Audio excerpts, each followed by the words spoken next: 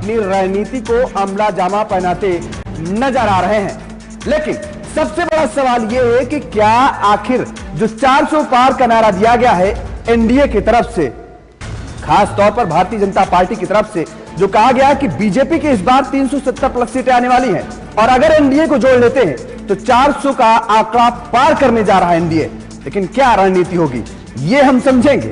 और दूसरी तरफ इंडिया गठबंधन की तरफ से जो चुनौती दी जा रही है एनडीए को, उसमें भी बड़ी चुनौती देने के साथ ही कई बड़े वायदे और दावे किए जा रहे हैं। उन दावों की क्या रणनीति होगी वो भी समझेंगे। लेकिन 24 की रणनीति में अब सभी राजनीतिक दल पूरी तरीके से जुटे हुए हैं। रणनीति को अमली जामा पहनाने के लिए एक दूसरे के खिलाफ प्रचार प्रसार करते नजर आ रहे हैं। लगातार हमले बोले जा रहे हैं। नेताओं के बीच वार पलटवार का दौर भी इस दौरान जारी है। लेकिन 13 मार्च के बाद यह भी जताया जा रहा है, आशंका जताई जा रही है कि कभी भी चुनावों की तारीखों का ऐलान हो सकता है इलेक्शन कमीशन की तरफ से। 7 से 8 चरणों में मतदान होने की संभावना जताई जा रही है और नेताओं के बीच सियासी घमासान मचा हुआ है इस बीच। और सियासी घमासान के बीच आप एक दौर और भी देख रहे होंगे कि जिस तरीके से नेताओं के पाला बदलने का सिलसिला भी जारी है, वो आखिर कब थमेगा। एनडीए 400 पार का नारा का लक्ष्य रखा है एनडीए ने, वो भी हमने आपको बताया। बीजेपी 370 के पार लाने की तैयारी में पूरी तरीके से जुटी हुई है। बीजेपी के खिलाफ इंडिया गठबंधन तैयार है और कितना तैयार है ये भी हम समझेंगे। विपक्ष की एकजुट होकर हराने की पूरी तैयारी जो है, क्या वो कामयाब होगी क्या? और कई राज्यों में अगर सीटों के शेयरिंग के फॉर्मूला की हम बात करें तो वो भी अब इंडिया गठबंधन की तरफ से लगभग अंतिम रूप देने की पूरी कवायद में अब इंडिया गठबंधन जुटा हुआ है। वहीं दूसरी तरफ अगर बीजेपी का मेगा प्लान क्या है उसको समझें हम, तो बीजेपी ने चुनाव के लिए अपनी पूरी कमर कस ली है। बैठकों का दौर जारी है दिल्ली में और इसके साथ ही अब प्रदेशों में भी वो बैठकें होंगी। पीएम मोदी समेत कई दिग्गज नेता अब चुनावी समर में उतरने जा रहे हैं और चुनावी रैलियों को माध्यम से अब प्रदेश की जनता को भी फिलहाल अभी सौगातें मिल रही हैं और 29 फरवरी को पहली सूची भारतीय जनता पार्टी की तरफ से आ सकती है प्रत्याशियों की। समाजवादी पार्टी की तरफ से प्रत्याशियों का हालांकि ऐलान कर दिया गया है। कई प्रत्याशियों की सूची जारी हो गई है और पहली सूची में 100 उम्मीदवारों के नाम शामिल हो सकते हैं बीजेपी की तरफ से, यह बताया जा रहा है। नेताओं के बीच अब सियासी घमासान मचा हुआ है और इस सियासी घमासान को लेकर के पूरी तैयारी में सभी राजनीतिक दल जुटे हुए हैं। बीजेपी का यह मेगा प्लान है और पीएम मोदी अमित शाह को भी चुनावी मैदान में उतारा जा सकता है। इस बार अमित शाह भी चुनावी मैदान में हो सकते हैं, माना यह जा रहा है। इसके साथ 2019 से हारने वालों की जगह नए चेहरों को उतारा जा सकता है, यानी नए चेहरों को मौका दिया जा सकता है। बीजेपी जिन चेहरों पर दांव खेलेगी वो जिताऊ कैंडिडेट होंगे और पूरी रणनीति के साथ काम किया जा रहा है। बीजेपी में कमजोर सीटों के लिए बनाई जा रही है बड़ी रणनीति और यह कहा जा रहा है कि जो कमजोर सीटें हैं, जो 2019 के लोकसभा चुनाव में बीजेपी ने जिन सीटों पर शिकस्त हासिल की थी, उन सीटों को कैसे मजबूत किया जाए, यह भी पूरी तरीके से रणनीति बनाई जा रही। कमजोर सीटों के लिए बड़ी रणनीति है भारतीय जनता पार्टी के लिए। लेकिन इस बीच वार पलटवार भी जारी है। नेताओं की तरफ से क्या कुछ प्रतिक्रियाएं आ रही हैं, जरा वो भी आपको हम सुनवाएंगे। लेकिन उससे पहले इंडिया गठबंधन की रणनीति आपको समझाते हैं। सभी दलों में बेहतर तालमेल बनाने की कोशिश की जा रही है। सामंजस्य किया जा रहा है कि सभी दलों के साथ सीट बंटवारे का जो फॉर्मूला है वो आसानी से तय कर लिया जाए, आसानी से हो सके। मिलकर पूरी ताकत से इंडिया गठबंधन चुनाव लड़े। यह भी पूरी तरीके से यह दावा जो किया जा रहा है 2024 में सत्ता पर काबिज होने का, 2024 में दिल्ली में कुर्सी पर बैठने का, वो किस रणनीति के तहत होगा यह हम समझेंगे। हमारे साथ खास मेहमान जुड़ेंगे भारतीय जनता पार्टी की तरफ से सरबजीत सिंह जोहल जी आज हमारे साथ जुड़ेंगे और हम उनसे समझेंगे कि आखिर बीजेपी की क्या रणनीति है और बीजेपी का पक्ष रखेंगे। सर बहुत बहुत स्वागत है आपका। आइए सर। और इसके साथ ही कांग्रेस के नेता, कांग्रेस के प्रवक्ता, कांग्रेस का पक्ष रखने के लिए हमारे साथ जुड़ेंगे डॉक्टर रशीद चौधरी जी। डॉक्टर रशीद चौधरी जी से हम समझेंगे कि आखिर क्या रणनीति है कांग्रेस की। सर बहुत स्वागत है आपका। तो 2024 की रणनीति में आखिर कौन सफल होता नजर आएगा? कौन रणनीति को अपने अमली जामा पहना पाएगा बिल्कुल सॉलिड तरीके से, वो हम समझेंगे।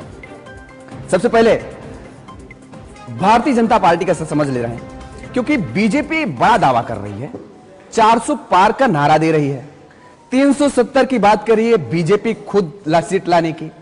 दूसरी तरफ बड़ी चुनौती इंडिया गठबंधन को लेकर के, जो अभी तक आप लोग कह रहे थे कि टूट गया, बिखर गया, चुनाव तक टिक नहीं पाएगा, वो अब एकजुट होता नजर आ रहा।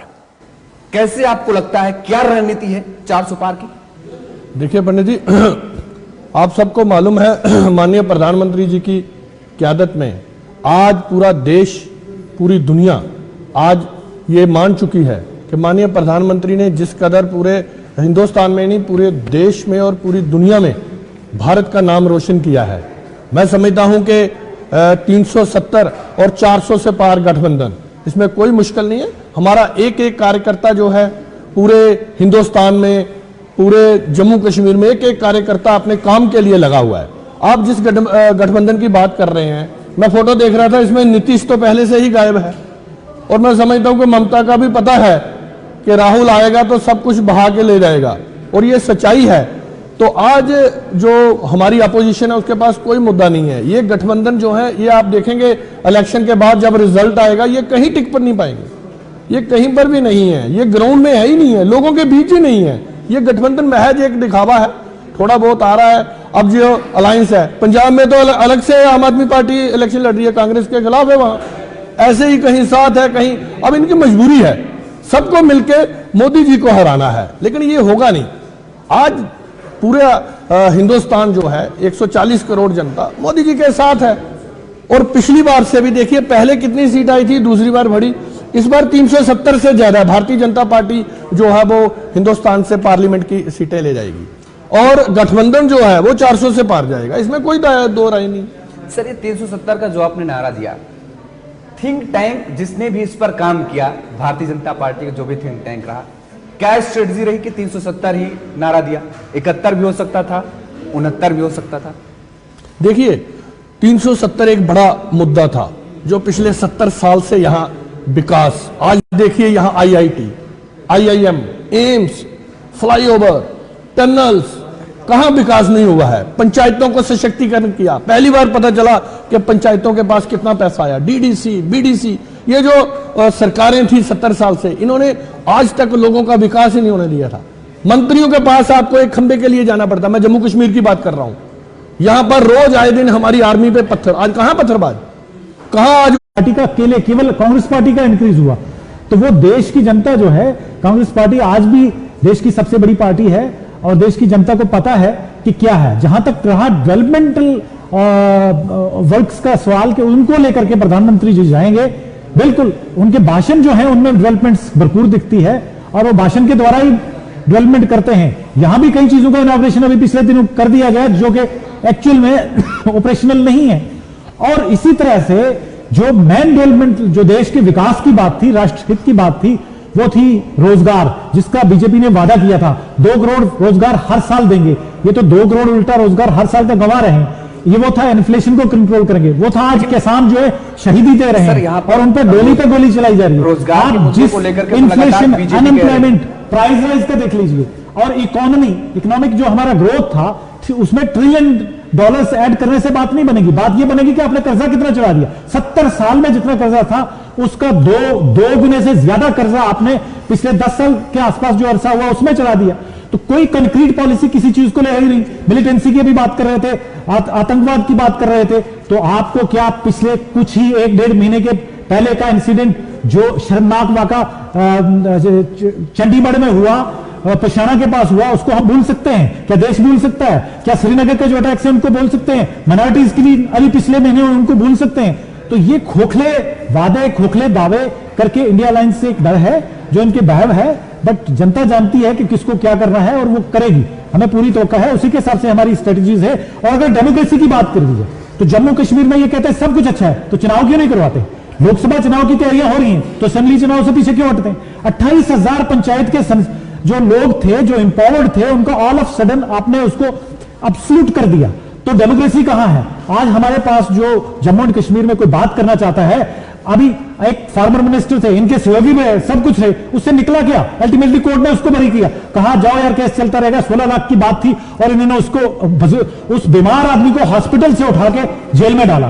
तो ये जो वेंजेंस की राजनीति है, ये जो बदले की रिवेंज की राजनीति है, ये बीजेपी चाहे जितना मर्जी चला ले, मोदी जी अमित शाह जी जितना मर्जी चला दे, ये होगा नहीं। और आपका भी यही हाल है। अभी मैं बिलबोर्ड पीछे देख रहा हूं, किसी केवल एक साइड में मोदी जी और राहुल जी हैं, बीच में जितने भी बीजेपी के नेता हैं, कांग्रेस के नेता भी, कांग्रेस प्रेसिडेंट हैं, फॉर्मर प्रेसिडेंट हैं, इतने स्टॉलवर्ड लीडर्स हैं। कोई एक दो लीडर्स हो सकते थे, कांग्रेस प्रेसिडेंट वकार रसूल साहब है, अभी यहाँ जी मीर साहब इतने स्टॉलवर्ड लीडर हैं। चलिए ठीक है, आप बड़े नेताओं को कर, लेकिन सर दरअसल होर्डिंग और बैनरों से चुनाव नहीं, ये मीडिया कैसे नहीं, हम आपकी मजबूरी समझते हैं। नहीं, मेरी कोई मजबूरी नहीं है चौधरी साहब, एक बात समझिए चौधरी साहब, एक बात मेरी समझिए, मेरी कोई मजबूरी नहीं है। मेरी मजबूरी केवल इतनी है कि जनता को सच्चाई दिखाना है, जनता के बीच में सच्चाई पहुंचाना है और आपसे सवाल पूछना है, नेताओं से, राजनेताओं से सवाल पूछना है, जिम्मेदारों से सवाल पूछना है और मैं जवाब लूंगा और लेता रहूंगा। अगर आप इसे मजबूरी समझते हैं तो ये आप समझिए, जनता क्या समझ रही है, जनता सब जानती है। अब रुकेंगे आपको, दरअसल यहां पर एक छोटे से ब्रेक का वक्त चला है, यहां पर एक ब्रेक के लिए रुकेंगे, ब्रेक के बाद फौरन हाजिर होंगे। समझ रहे हैं 2024 की रणनीति एनडीए वर्सेस इंडिया। सरबजीत जी, आपसे हम समझने की कोशिश करेंगे, क्योंकि लगातार इंडिया गठबंधन को लेकर आप लोग बड़ी उहापोह की स्थिति पैदा करने की कोशिश कर रहे थे। ये लगातार विपक्षी दलों की तरफ से कहा जा रहा था। सीट बंटवारे को लेकर के सामंजस्य नहीं बना पा रही थी इंडिया गठबंधन। लेकिन अब अगर हम एनडीए का जिक्र करें, कैसे संभव हो पाएगा? बिहार में अगर जाते हैं, भारतीय जनता पार्टी, जेडीयू, हम, आरएलपी, एलजेपी, लगातार 7-8 ये पार्टियां हैं, कोऑर्डिनेशन कैसे बिठा पाएंगे? और इसके साथ महाराष्ट्र में हम जाते हैं, एनसीपी, शिवसेना, कैसे सीट बंटवारा कर पाएंगे? उद्धव का भी अब मन कहीं ना कहीं आपके प्रति मोहित होता नजर आ रहा है, क्योंकि उनके जो बयान हैं उनमें परिवर्तन देखने को मिल रहा है। उत्तर प्रदेश में राजभर बड़ी मुश्किल पैदा कर रहे हैं। अनुप्रिया पटेल तो 2 सीटें आप देते थे, 8 से 10 से 12 सीटें मांग रही हैं आज। कैसे सीट सामंजस्य आप बनाएंगे? देखिए पंडित जी, ये जो यहां तक भारतीय जनता पार्टी और गठबंधन का सवाल है, मैं आपको बताना चाहता हूं कि हमारी रणनीति जो है वो ग्राउंड पे है, लोगों के बीच है, आवाम के बीच है। हमारे जो अलायंस पार्टनर हैं वो भी बड़े मजबूती के साथ भारतीय जनता पार्टी के साथ खड़े हैं। और आप देखेंगे कि ये जो इंडिया अलायंस है, अभी आप देख रहे हैं इसका क्या हाल। सबसे पहले बनाने वाला नीतीश कुमार बीच में से गायब हो गया, ममता जी का अभी कुछ पता नहीं है।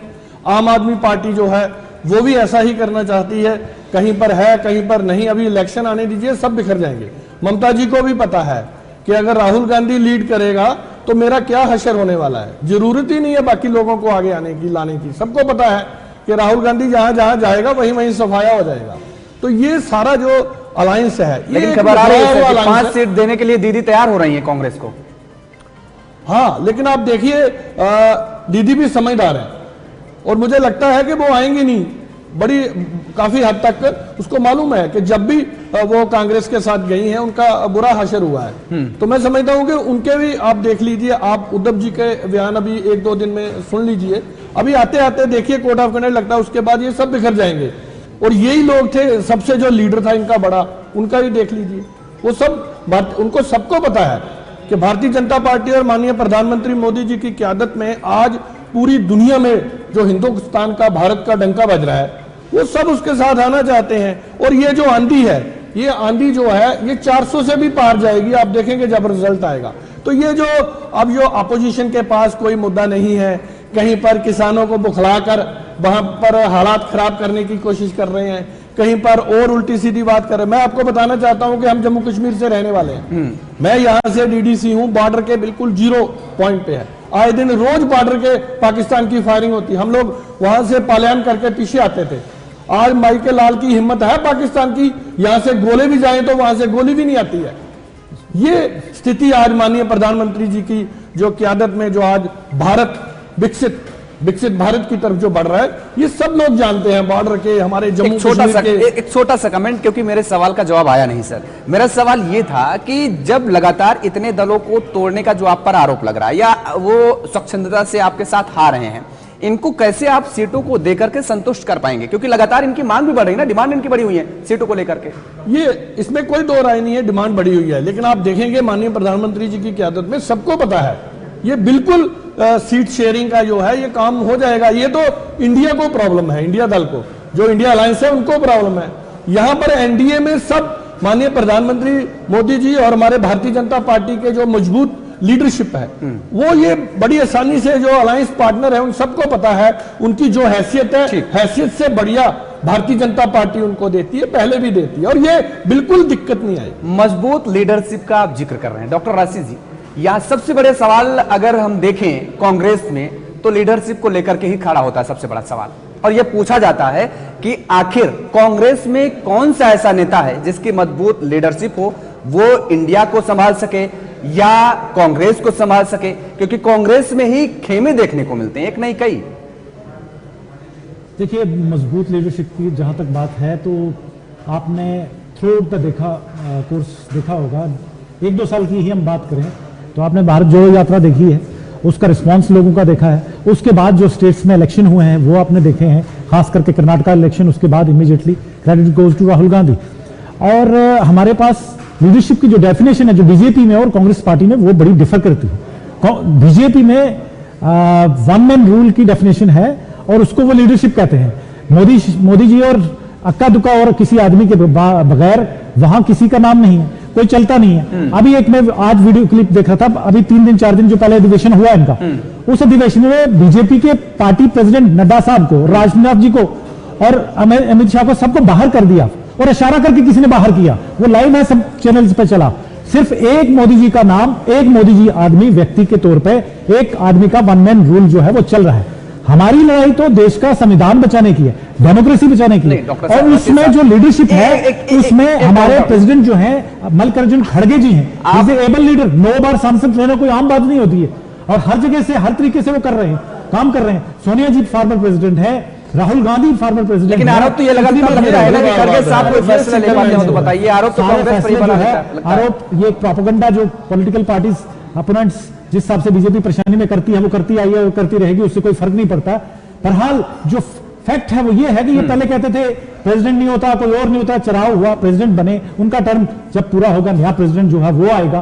तो ये एक प्रक्रिया है और ये कोई नई बात नहीं है। अगर हमको 2 सांसद वाली पार्टी, और कभी एक सांसद भी नहीं था, और 1960 की दहाई में लेट कहीं आकर के 70s में आरएसएस ने झंडा जो है तिरंगा उसको अपनाया और अपने कार्यालय पर लहराया। ऐसे लोग अगर हमको ठीक है सर, अभी इतिहास में फिलहाल नहीं जाएंगे, जाने की जरूरत नहीं, भविष्य में चर्चा कर रहे हैं, इतिहास में नहीं जाएंगे अभी, क्योंकि फिर बहुत लंबी चर्चा हो जाएगी, समय कम हो जाएगा। दीदी का यहाँ पर जिक्र जरूर आया है। दीदी 2 सीटों के लिए तैयार थी पश्चिम बंगाल में, लेकिन अब 5 पर बात चल रही है। लेकिन वो जो 3 सीटें बढ़ा रही है दीदी, वो दूसरे राज्यों में मांग कर रही कांग्रेस से। असम में आप दीदी को सीटें देने के लिए तैयार हैं क्या? देखिए, असम हो या बंगाल हो, ये रणनीति जो है, जो इलेक्शन पास आएगा जाहिर होती जाएगी। और ये ऑलरेडी डिसाइडेड है कि हमको चुनाव, जैसे पंजाब का इन्होंने एग्जांपल दिया सरजीत जी ने कि आप अलग लड़ रही है, हम अलग लड़ रहे हैं। हमारा मुद्दा ये नहीं है कि हम इकट्ठे लड़े इंडिया अलायंस या अलग लड़े, मुद्दा ये है कि विनेबिलिटी कैसे हो, ज्यादा से ज्यादा सीटें कैसे आए। तो उसमें जो पैरामीटर्स हैं, जो क्राइटेरियाज है, उनको देखा जा रहा है।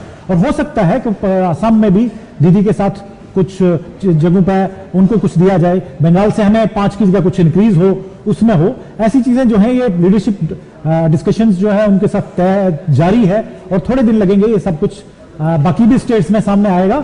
और हम यहाँ एक चीज भूल रहे हैं कि पूरे का पूरा साउथ जो है वो बीजेपी से बाहर है, उसकी चर्चा नहीं होती है। हम नॉर्थ इंडिया में बैठ के जब भी चर्चा करते हैं, मोस्ट ऑफ द टाइम्स उसको फोकस हमारा हिंटरलैंड रहता है। आइए नॉर्थ पर कर लेते हैं, वो भी देश का हिस्सा है। तमिलनाडु पे आते हैं सर। तमिलनाडु पर एआईडीएमके और डीएमके को लेकर के जिस तरीके से वहां पर जो स्थिति बनी हुई है, खैर लास्ट टाइम अगर आपका हम जिक्र करें तो लगभग आप लोगों का जो गठबंधन रहा, 38 सीटों पर आप कामयाब रहे। 1 सीट पर उधर भारतीय जनता पार्टी के पक्ष में गई, एनडीए खेमे में गई।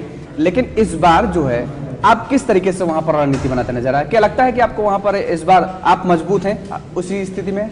देखिए, अब की बार एडवांटेज ये है कि दोनों ही पार्टियां जो हैं, AIADMK और DMK जो हैं, दोनों ही पार्टियां हैं जो उन्होंने, एक पार्टी ने काफी हद तक नाता जो है NDA से रखा, मगर अब वो उकताए हुए फील हो रहे हैं। उनके साथ भी कुछ बातचीत चल रही है। एक पार्टी जिनके साथ हमने पीछे चुनाव लड़ा था वो तो है ही है, और सर्टेनली तमिलनाडु का जो तमिल एक हेरिटेज है, एक ऐसी स्टेट है जिसने भारत को हमेशा दिशा दी है, और वो स्टेट पढ़े लिखे अच्छे लोगों की स्टेट है। उसमें सारा देश का जैसा चीजें हैं, उससे कुछ अलग राजनीति भी वहां होती है। नहीं, तो अलग राजनीति तो होती है, मैं मानता हूं। केवल तमिलनाडु नहीं, हम आंध्रा में जाएंगे, आंध्र प्रदेश में भी वहां की भी स्थिति बदलती नजर आ रही। और इस बार इस बार अगर आप देखे होंगे तो प्रधानमंत्री जी लगातार दौरे भी कर रहे हैं, जिस बात को लेकर के आप सवाल उठा रहे हैं, इसीलिए उस गढ़ को मजबूत करने के लिए बीजेपी पूरी कोशिश कर रही है। क्या इसका लाभ मिलेगा नहीं क्या? और राम मंदिर, क्योंकि वहां पर अगर सनातन धर्म को लेकर के हम जिक्र करें और सनातन को लेकर के जिस तरीके से इंडिया खेमे से जो आवाज उठी है, वो भारतीय जनता पार्टी ने उसको बखूबी भुनाने की कोशिश की है। तो इसका क्या आपको खामियाजा नहीं भुगतना पड़ेगा इस बार, आपको लगता है क्या? देखिए, भारतीय जनता पार्टी के पास 3-4 अगर मुद्दे ना हो तो उनका चुनाव लड़ने का कोई पर्पज और कोई कैंपेन रहती नहीं है। उनमें से पाकिस्तान, मुसलमान, राम मंदिर, कश्मीर, ये कुछ चीजें थी 370। अब इसमें दो तो निपट के, और अच्छी तरह से निपट के, अच्छी बात है। बाकी जो चीजें रही हैं उसमें बीजेपी जो कोशिश कर रही है, कभी पुलवामा के नाम पर पिछला चुनाव लड़ा, ये राम मंदिर के नाम पर लड़ा। राम मंदिर की आस्था सबकी है, मगर वोट जो है जिस प्रकार से एक्सप्लॉइटिव पॉलिटिक्स जो है उसका आगाज हुआ, इस सब को लेके, एक रिलीजियस चीज को लेके, मुझे लगता है कि देश की जनता इसके लिए प्रिपेयर नहीं। आस्थाएं सबकी हैं, वो अच्छी बात है, मगर जब वोट देने की बारी आएगी तो ऐसा नहीं होगा कि इस कैसा होगा वो भी हम देखेंगे। लेकिन साउथ का अगर हम जिक्र करते हैं तो साउथ में जमीनी मुद्दों को लेकर के वहां की जनता मतदान करती है, बात ये सच है। लेकिन सनातन को लेकर के भी वो लगातार जिस तरीके से जो भावनाएं हैं, वो अपनी भावनाओं को आहत कभी नहीं करना चाहती, क्योंकि साउथ के ज्यादातर लोगों का नाम देखेंगे तो किसी न किसी भगवान के नाम पर भी उनके नाम तक मिलते हैं। और यही वजह है कि सनातन को लेकर के जो इंडिया खेमे से आवाज उठी सनातन के विरोध में, उसका पूरा लाभ बीजेपी या हम कहें इंडिया खेमा लेने की कोशिश जरूर करेगा। ठीक है, आएंगे सर और समझेंगे आगे की रणनीति, लेकिन यहां पर रुकेंगे एक छोटे से ब्रेक के लिए।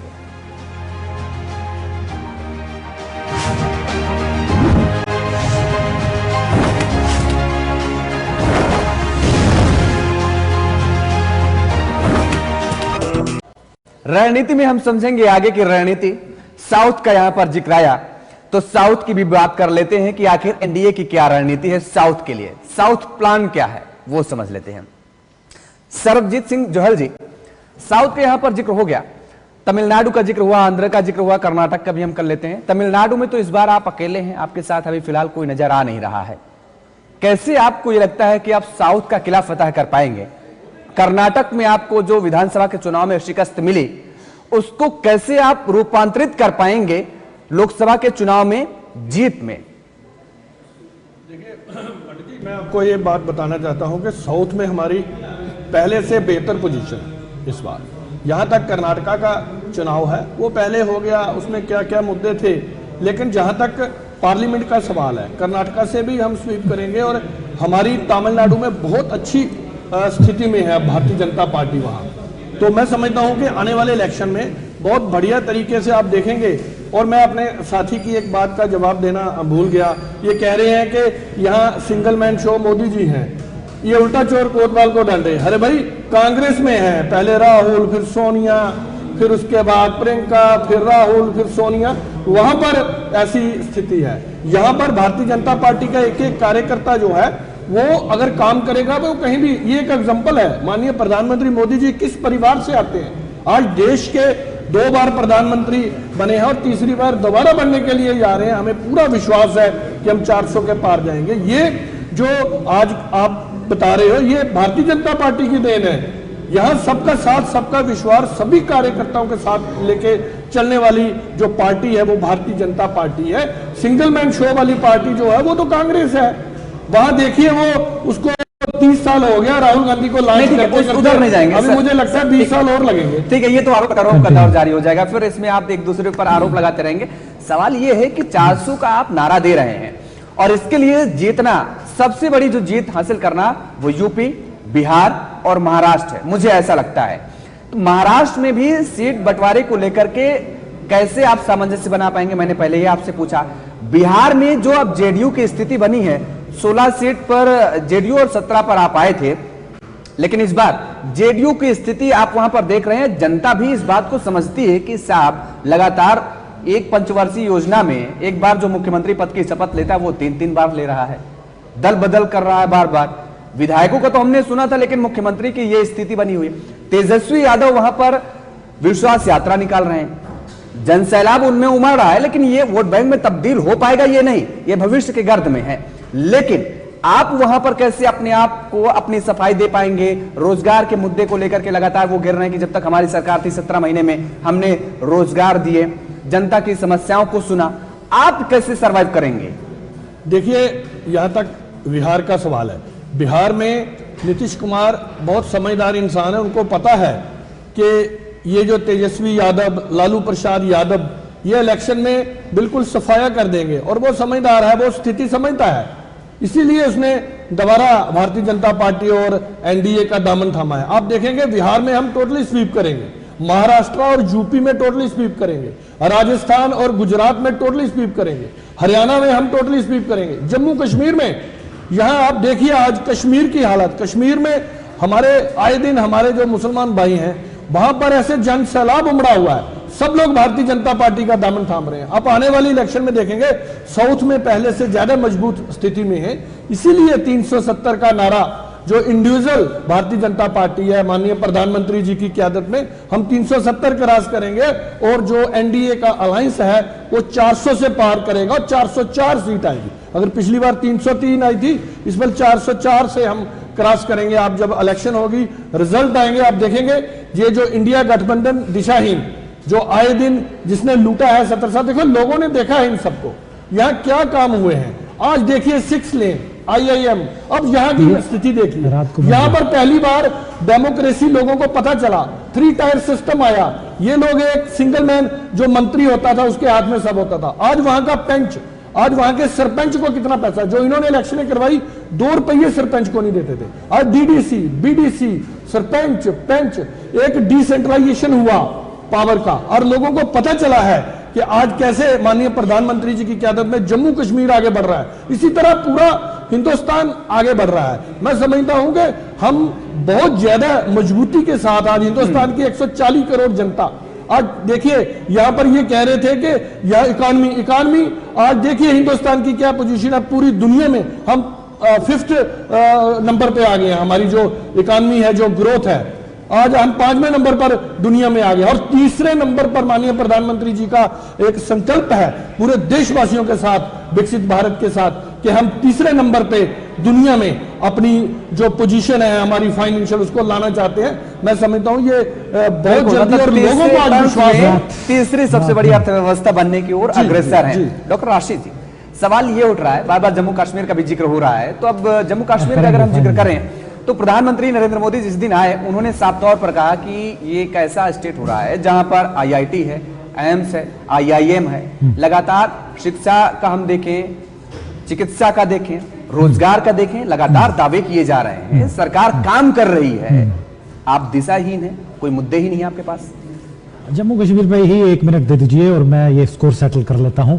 बात यह है कि IIM नाम, IIT नाम जो बनाने वाला शख्स था उसका नाम था पंडित जवाहरलाल नेहरू, और जो इनॉग्रेट करने वाला IIM को और IIT को था वो है उमर अब्दुल्ला, और देवेंद्र राणा आज बीजेपी में है, वो वहां से नगरोटा से सांसद थे जब ये प्रोजेक्ट लॉन्च हुए। ये रिंग रोड का जो सर्वे है ये पिछली सरकार का, एम्स जिसकी expansion policy Ghulam Nabi Azad was the health minister in the UPA when he did all of the things, और प्रॉपर वो है मोदी जी की 127 स्कीमों में से 72 स्कीमों का सिर्फ नामकरण करके मोदी जी ने नाम चेंज किया और कुछ भी नहीं किया है। और उसमें मनरेगा, मोदी जी का वो भाषण याद किए जिसमें वो रोए थे कि मनरेगा में इतना बड़ा कांड हुआ, और फिर जब वर्ल्ड बैंक ने उसको अप्रिशिएट किया, दुनिया भर ने उसी को पैसा दिया, और फिर वही स्कीम आज देश की सबसे बड़ी और बढ़िया स्कीम है। यह है डेवलपमेंट। यहां पर आप जब डेवलपमेंट जम्मू एंड कश्मीर में बात करते हैं तो अनएम्प्लॉयमेंट देखिए एवर हाईएस्ट है हमारे प्रदेश में, एवर हाईएस्ट। ये सरकार के स्टैटिक्स हैं। यहां पे मलिक साहब गवर्नर थे, उन्होंने J&K बैंक स्कीम का बताया, मोदी साहब की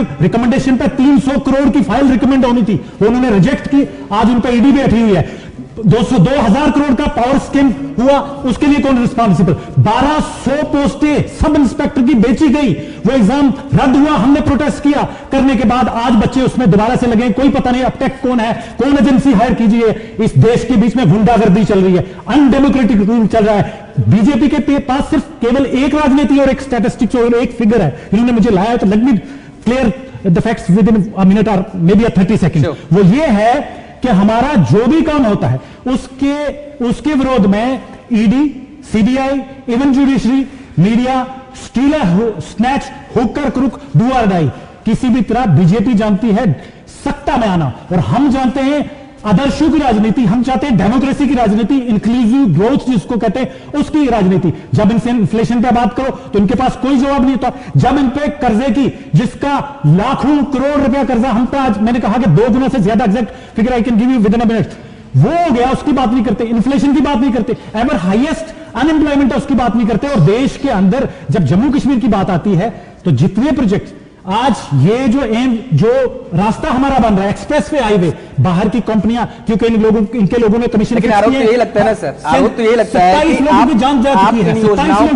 कि आप इन योजनाओं को कागज पर उतारते थे, वर्तमान की सरकार धरातल पर उतार रही है, आरोप ये लग रहा है। ये विमान रातों रात आ गए, ये चीजें रातों रात बन गई, IIM रातों रात बन गए। क्या डेवलपमेंट सिर्फ 2014 से हुई है? ऐसा नहीं, वाजपेयी जी ने भी डेवलपमेंट की थी, गुजराल साहब ने भी डेवलपमेंट की थी, मोदी जी भी कर रहे हैं, पीछे भी हुई और आगे भी डेवलपमेंट चलती रहेगी। केवल एक आदमी का चेहरा और एक आदमी के नाम पे हर एक चीज करना, और वो इस तरह से करना कि आप हर एक चीज को मैनेज करते हैं। महाराष्ट्र की सरकार कैसे गई, देश के सामने है। मध्य प्रदेश की सरकार कैसे गई, देश के सामने है। तो ये षड्यंत्रकारी राजनीति जो कौन षड्यंत्र रच रहा है और कौन अपनी रणनीति बनाता नजर आ रहा है, ठीक है सर, उसको हम बेहतर तरीके से समझ पाए आपसे, और जनता भी देख रही है। आने वाले समय में जनता को निर्णय करना है कि आखिर वो किसके साथ जाती है। फिलहाल आप दोनों मेहमानों का हमारे साथ जुड़ने के लिए बहुत बहुत शुक्रिया। तो रणनीति किस तरीके से 2024 की बनाई जा रही है फतह करने के लिए, हमने इंडिया और एनडीए दोनों गठबंधनों को समझने की कोशिश की और समझा कि आखिर किस रणनीति पर वो काम करते नजर आ रहे हैं और किस रणनीति के तहत 2024 का चुनाव फतह करेंगे। मेरे साथ फिलहाल इतना ही। खबरों के लिए आप देखते रहिए JK24। नमस्कार।